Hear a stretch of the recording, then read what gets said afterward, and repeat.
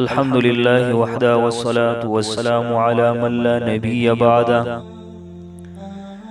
زما ډیرو معزز سامعینو، د کوم خلکو چې اولاد نی او د دې خواهشي چې اولاد الله تبارک وتعالى ورکی، چې دا یو ډیر لوی او بهترین نعمت دی چې انسان ته په دنیا کې د راحت سبب جوړیږي او د انسان د مرګ نه پس د هغه لپاره د دعای خیر او د نیکو اعمالو او د ثواب ذریعہ جوړیږي.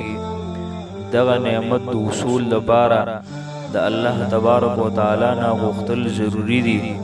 هغه د لپاره قران کریم کی طریقه خودلې شوی چې تاسو د الله تبارک وتعالى نه په دغه طریقه باندې دعا وغواړئ، الله جل جلاله به قبول کړي.